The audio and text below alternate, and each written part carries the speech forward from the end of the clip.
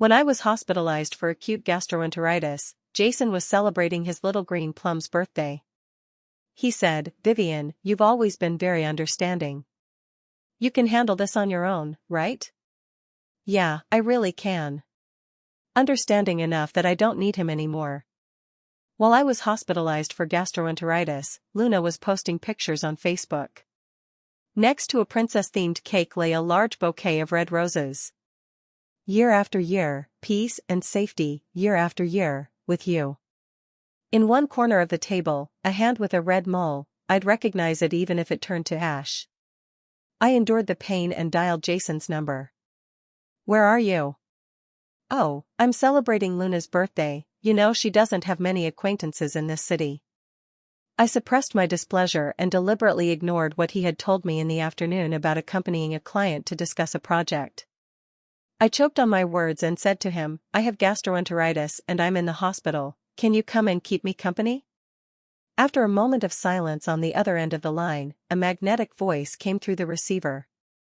"Vivian, Luna's birthday only comes once a year. You've always been very understanding. You can manage on your own, right? When a person is vulnerable, they need companionship even more." I begged him, "Jason, will you come keep me company after Luna's birthday? It really hurts." On the other end of the phone, Luna sweetly pouted, "No way, Jason, we still have to go sing later. I won't allow you to leave." Jason indulgently replied, all right, little ancestor." "Vivian, can you be a little more understanding? I'm not a doctor. What good would it do for me to go? Be good, and I'll pick you up when you get discharged." He couldn't wait to hang up the phone. It was as if one more second and I would continue to cling on. After hanging up the phone, I looked up and saw that the liquid above me was almost empty. I got up and pressed the call button by the bedside. After the nurse finished changing the medication, she asked me, "Don't you have any family to keep you company? Resting more would be good for you." I forced a smile and shook my head. "I have no relatives or friends here." The nurse looked at me with concern. "You should sleep. I will come check on you more often. Make sure to rest well." After she left, I bit the corner of the blanket and cried. If even a stranger can feel pity for me, why is Jason so indifferent? I traveled thousands of miles for him, to a city where I have no relatives or friends. What I thought was a mutual effort gradually became my one-sided wish. Jason didn't come even once during my 3 days in the hospital. He only ordered a bowl of plain rice porridge for me through takeout. He said, "Vivian, be good. I'm very busy with work, please understand." So, I didn't look for him when I was discharged. I pushed open the door, and the table was filled with various dishes. Jason looked at me in shock. "Vivian, you're out of the hospital? Why didn't you tell me so I could pick you up?" I glanced at Luna behind him, my face calm as I sneered, "I didn't want to disturb you, the busy person." Luna's eyes suddenly turned red. "Sister Vivian, don't blame brother Jason. I just suddenly wanted to eat hometown food. It was me who insisted on him. If you're unhappy, I'll leave right now." As she spoke, she prepared to leave, but Jason grabbed her and pressed her down onto the chair by the dining table. "Don't mind her, she's always acting weird like a lunatic." He looked at me displeased. "Vivian, you really are becoming more and more unreasonable. It's just a stomach flu, not like you're dying. Is it necessary to make such a fuss with me?" I looked at him in shock, my gaze sweeping over the smug Luna, holding back tears as I returned to the bedroom to start packing my things. In the living room, Luna exclaimed as she picked up a piece of food, "Brother Jason, your cooking is really delicious. It's even better than at the restaurant." Jason was quite pleased. Smiling, he picked up another piece of food for her. "If it's good, then eat more. I'll close the door, I don't want to see them being all lovey-dovey," and he quickened his pace in tidying up. A quarter of an hour later, I opened the bedroom door while pulling my suitcase. Both of them turned to look at me in unison. "Sister Vivian, where are you going?" Jason came over and grabbed my suitcase, whispering in my ear, gritting his teeth, "Vivian, don't make a scene. Can you at least save me some face in front of others?" I glanced at Luna and scoffed, "It seems like I'm the outsider here, right? Jason frowned in displeasure when he saw I wasn't taking the hint he was giving me. Vivian, that's enough. If you keep this up, I'm really going to get angry. I gave a bitter smile and walked to the entrance to change my shoes. Jason, feeling humiliated, shouted from behind me, if you have the ability to leave, then have the ability to never come back. I'm telling you, Vivian, if you dare to walk out that door today, it's over between us. From now on, even if you beg me in tears, I won't forgive you. I paused for a moment, turned to look at Jason, who had a determined expression, and suddenly felt a bit unfamiliar. We met, got to know each other, and fell in love during university. Over the 4 years of college, nearly 1,000 days and nights, I gradually turned my love for him into a habit. Even a kind of devout faith. When we graduated, my family had arranged a high-paying and respectable job for me. But Jason said he wanted to start a business and wanted me by his side to give him endless motivation. For this, I didn't hesitate to have a big fight with my parents and gave up everything they had arranged for me. I ran towards him without reservation, accompanying him from a startup with only a few people to a mature company with hundreds of employees. Over the years, I have lived with him in a basement, eaten nothing but steamed buns with pickles for more than a month. Moreover, for his so-called dream, I transformed from a weak woman who didn't drink at all into a strong woman who could handle thousands of drinks without getting drunk.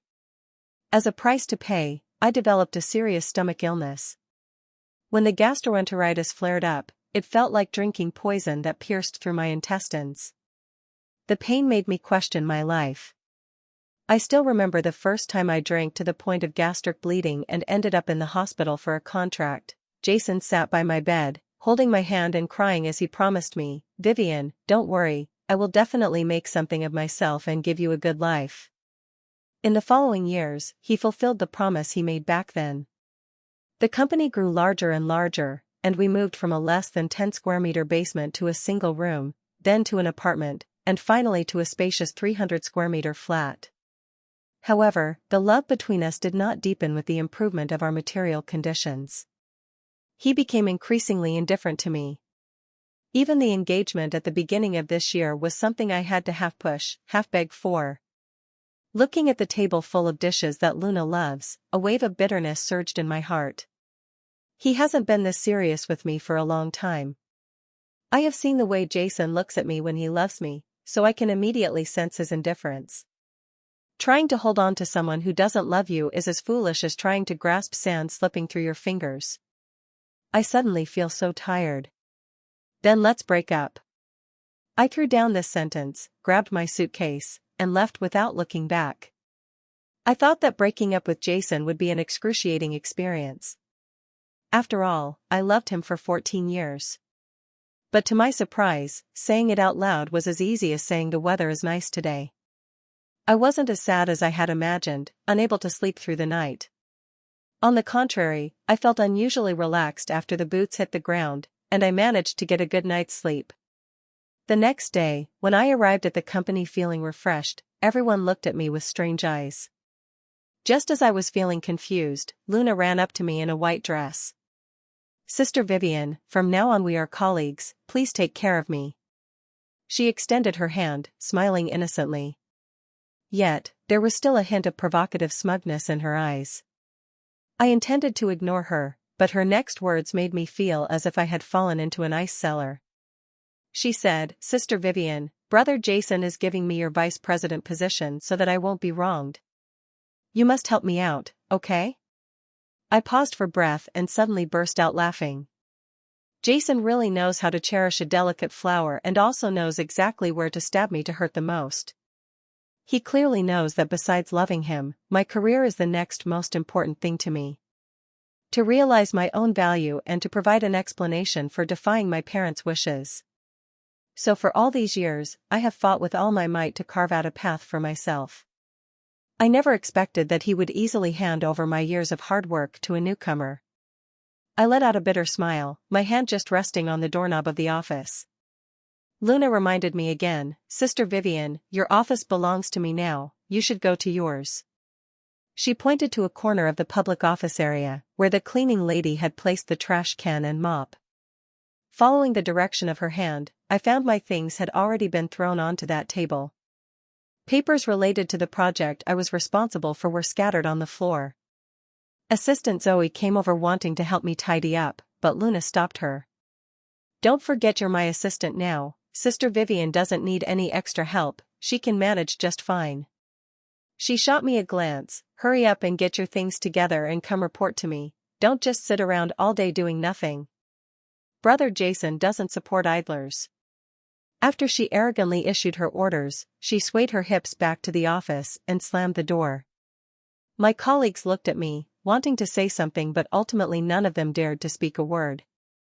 I sat at my desk, lowering my head to summarize project materials one by one.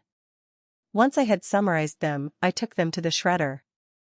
Piles of documents turned into heaps of waste. After doing all this, I took my resignation letter to HR. Sister Z in HR looked at me for a long time, unable to suppress her curiosity. "You had a fight with Jason?" I honestly told her. "We broke up." "Did he cheat?" I shook my head after a moment of silence. In the end, Sister Z sighed. "No matter what, Jason's actions are too unscrupulous. After all, you have been with him from nothing to where he is now. This is just kicking the donkey after the grind." Sister Z is a veteran in the company. She has witnessed the hardships I faced with Jason. Even she feels indignant for me, but Jason remains indifferent. "But it doesn't matter anymore. Trees move, and people live. Since we've broken up, it really is time to stop working together." In the afternoon, Jason called me to his office. He was furious, throwing the documents on the desk all over the floor. "Are you going to resign?" he questioned me, seething with anger. "Vivian, how long are you going to make a scene? The vice president position is just a nominal title. Do you really need to make such a fuss over this trivial matter? Luna is still a child. I promised her parents I would take good care of her. She wants to find a job at the company, and I can't just let her start from the bottom, can I? Who doesn't know you're the boss's wife? Even if you're not the vice president, no one would dare to look down on you. Just treat it like playing house with her, okay? She'll get bored and leave after a few days anyway." He threw the resignation letter at me. "Take this back, and stop being so temperamental. Also, because of you, Luna cried yesterday. You need to explain things to her when you go home tonight." "What do you mean?" I looked at him with amusement. "Jason, I'm breaking up with you, seriously. Quitting is also serious. I have no interest in working with my ex-boyfriend, nor do I have any obligation to play house with you guys." Jason was infuriated by my attitude. He looked at me with a cold smile. "Break up? Are you sure? Vivian, stop playing those push-and-pull games with me. Be careful not to lose control. You're almost 30 now. Do you think anyone will want you after leaving me? Scum." I never thought I would one day use these two words on Jason.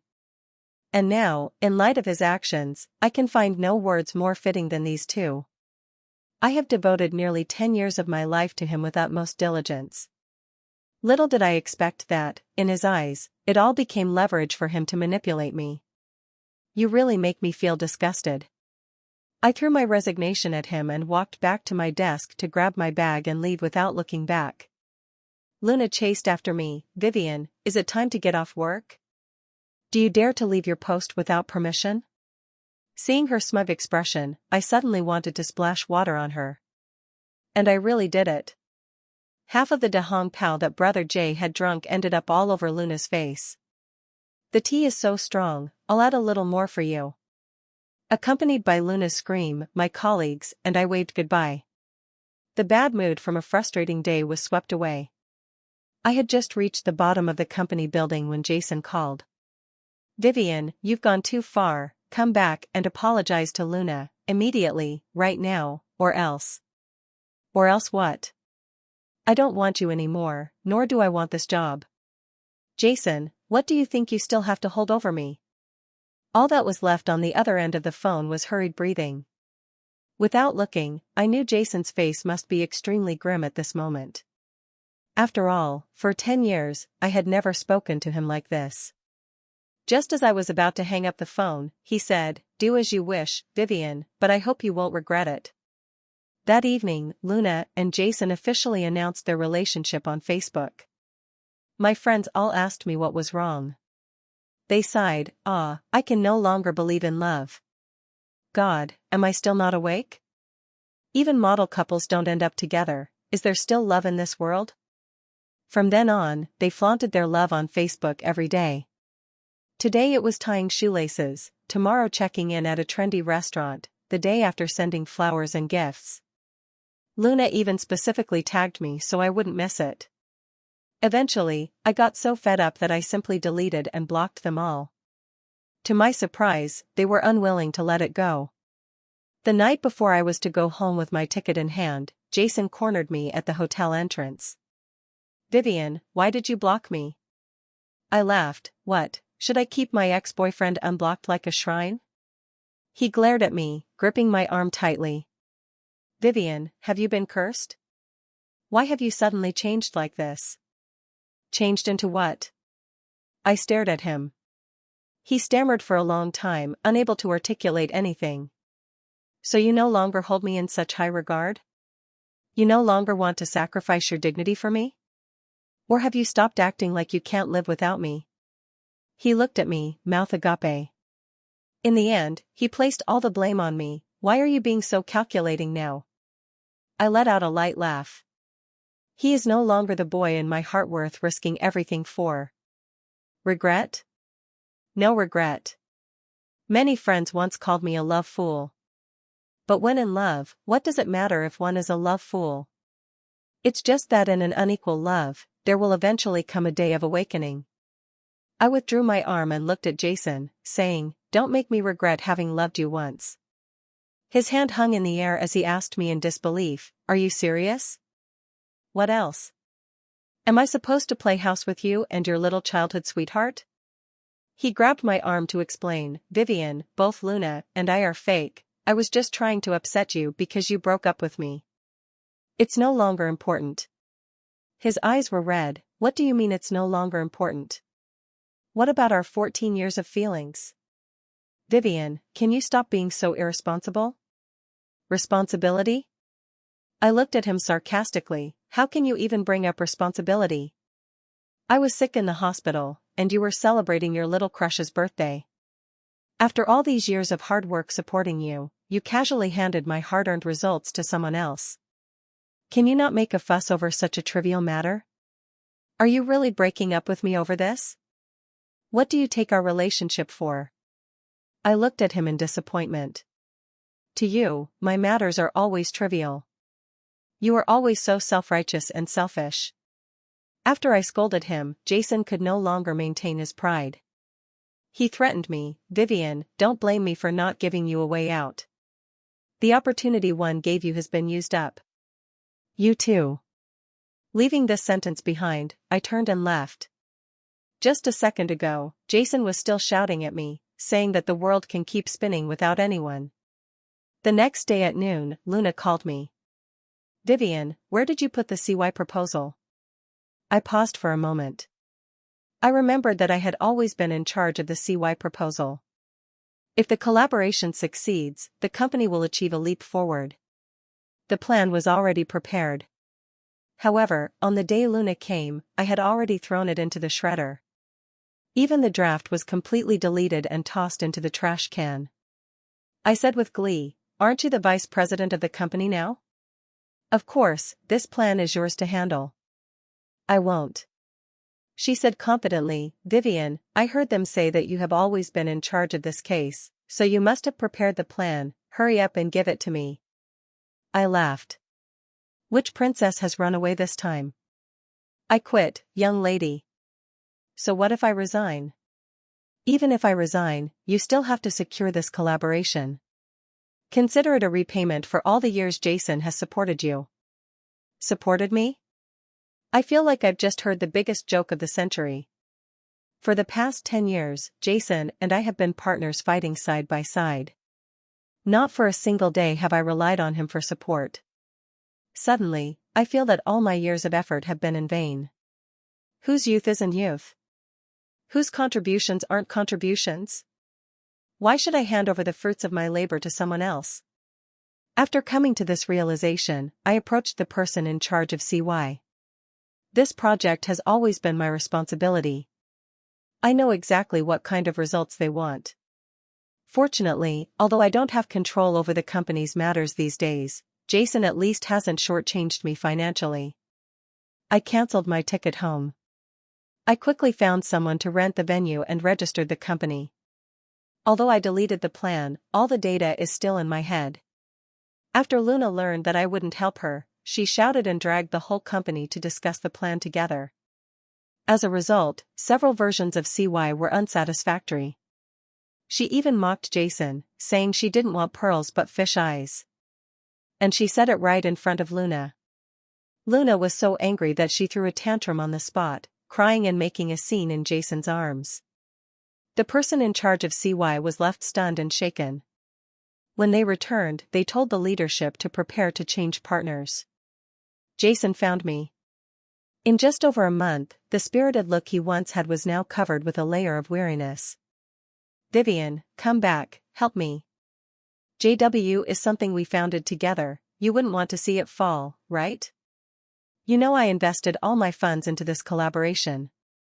I looked at him, a surge of vengeful pleasure rising in my heart. A month ago, he still arrogantly believed that JW's present success was all due to his wise decisions and diligent efforts, with no connection to me. I was merely a parasitic plant clinging to him. But he forgot that I had always been the one leading the company's projects. He was the one enjoying the company's reputation. Going back is fine, the future of the company is in my hands. What did you say? He looked at me in disbelief. Vivian, how have you become so worldly? Haven't I given you enough over the years? What have you given me? I stood up and looked him straight in the eye. Jason, ask your own conscience, without me, would JW have come this far? All these years, I'd been drinking, putting on a smile, and playing the fool. And you? You were just responsible for the technology and signing your name. Technicians are never in short supply. His face turned red with anger. Vivian, do you think the earth won't turn without you? You think too highly of yourself. Just wait, I'll show you that the company can still get through tough times without you. After Jason returned, he immediately contacted someone to change the company's name. He also had HR hire talented people at a high salary. But CY wouldn't wait for him to prepare everything before starting the project. They directly began a second round of bidding. My company was also ready by this time. During this period, Luna found me and taunted, "Brother Jason has found a top student from abroad, much better than you. Don't think the world will stop turning just because you're gone. Once this project is over, Brother Jason's company will reach new heights, and you better not shamelessly come back then. Let me tell you, everything that should have happened between me and Brother Jason has already happened. He doesn't love you at all. If he did, he would have married you long ago. You should have a bit of self-awareness." I looked at her with a half-smile. Really?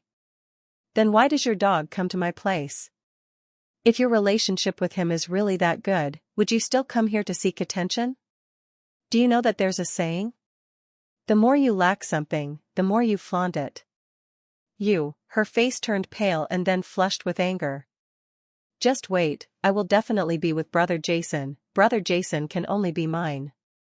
I watched her leave, only to find it amusing. These days, Sister Z has been like a squirrel jumping around in the melon field. Every day she reports to me the gossip about Jason and Luna. You still say Jason hasn't cheated? How long has it been since you broke up, and they're already going in and out together as a couple? TSK, that Luna's tea scent is suffocating us, now not even a mother mosquito would dare approach Jason. Oh my, I'm dying of laughter. Today Luna threw herself into Jason's arms in front of the CY manager seeking comfort. Let me tell you, that Luna really deserves it. She can't do anything except for art, and today Jason finally couldn't take it anymore. The day of the CY bidding quickly arrived. When Jason saw me, his mouth dropped open in shock, big enough to fit an egg. Luna seemed to have discovered a new continent. Vivian, you. Vivian, you really disappoint me. Jason frowned, as if I were a traitor. Luna sneered, so what if you come? This project is a must-have for JW. Oh, by the way, JW is about to change its name, and it will have nothing to do with you anymore. I politely nodded to them and mouthed, let's wait and see. When it was my turn to bid, Luna ran up with the materials. Let's go first. She looked at me, Vivian, you won't mind, right? Just resigned from my old job and started a company to compete with my former employer, how shameless of you. The people on site were stunned and looked at me. I smiled back at her, you go first. If winning a bid relied on verbal sparring, what would be the point of writing a proposal?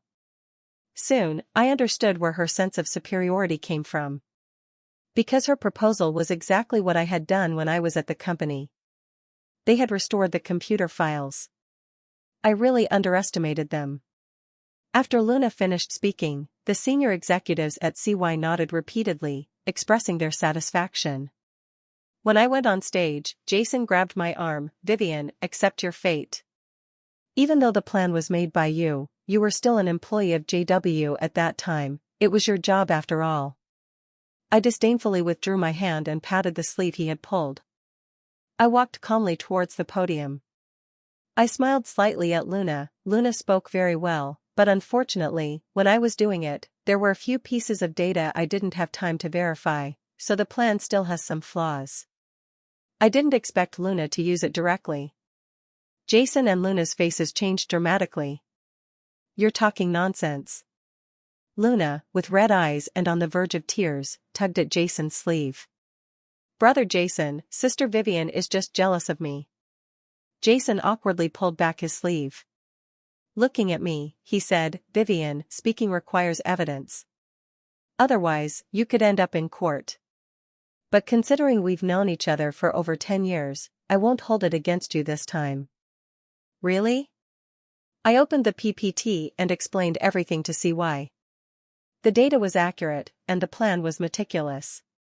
Even the follow-up development had corresponding plans in place, including solutions for potential problems that might arise during project implementation. As soon as I finished speaking, CY's general manager smiled and applauded me. As expected of you, Vivian. He looked at Jason, either intentionally or unintentionally, why did you suddenly resign? Otherwise, we would have started this project long ago. But as the saying goes, good things come to those who wait. I am very satisfied with this plan. Just wait for the notification when you get back. After coming out of the bidding site, Jason stood at the door with a stern face. Vivian, are you being too much? Do you know what CY's project means to me? Go tell CY that you are withdrawing, and I will give you a sum of money later. Sure, 100 million. I said to him teasingly. What kind of daydream are you having? Luna screamed at the top of her lungs. Jason was somewhat exasperated. Vivian, why are you so materialistic now? This project can't even earn that much, how can you have the nerve to ask me for so much? How much? Once you get involved with CY, your company will definitely rise, and then you won't have to worry about not having that 1 billion in the future. That 1 billion is indeed a lot, but it won't bankrupt him. I already contributed half to JW, so taking half for myself is only natural. If he is willing, I could take this money and leave without any hesitation. 5 million, I can give you a maximum of 5 million. Vivian, don't you want to get married? Come back, let's get married, JW was originally ours. He looked at me with eager eyes. What did you say? How can you say such things? Luna cried as she pushed him. Jason, what am I then? Jason looked at me eagerly. Vivian, as long as you come back, I will keep my distance from Luna. She's just a neighbor to me, a friend. Slap. Luna slapped Jason across the face. Friends? Neighbors? Do neighbors and friends sleep with you? Do neighbors and friends bear your child? She looked at Jason in despair. And at that moment, Jason was gazing at me intensely. Vivian, I was just momentarily bewitched, our 14 years of relationship. The only one I love in my heart is you. Can we stop this? It was just a mistake made in a drunken moment with her. Slap. I slapped Jason on the other side of his face. You really make me feel disgusted. To be honest, I regret it, I despise myself. Jason, with bloodshot eyes, grabbed my wrist. Vivian, back off, give me the project. I broke free, dream on. He glared at me fiercely, Vivian, don't push me. The day before the project started, Jason threatened me with the little tricks I had used in negotiations with other companies. Vivian, what do you think other companies would think of you if I revealed these tactics you once used? Those who negotiate projects never have completely clean hands. Everything I did in the past was for him. Nowadays, all of this has become his means of threatening me. These things, although everyone involved is well aware. But once everything is brought to light, I will undoubtedly lose my future potential for development. He is cutting off my retreat. Even if I secure the CY project, for me, it would only be a one-time benefit. That night, I found another company to negotiate with. 20 million, I handed over the project data and technology to them. Including my newly formed team, I transferred everything into their hands. The boss of that company made the decision on the spot. Jason was furious when he found out and grabbed my neck. Why? Vivian, why are you doing this to me? After 14 years of our relationship, why are you being so heartless? He laughed maniacally. 10 years, Vivian, I've worked hard for 10 years, and now everything is gone, so you might as well die with me. The grip of his hand grew tighter, and I struggled in fear. The air became thinner. Tears slipped down my cheeks. Jason, I really regret giving up everything to find you. He suddenly released his grip, and I greedily gasped for fresh air. Jason's eyes were filled with tears. Vivian, He looked at the hand that had just been choking me and slapped himself hard across the face. Why? How did we end up here today? He was desperately tugging at his own hair. He murmured, we clearly loved each other, you clearly loved me, I once regarded you as my life, so why have we come to this point?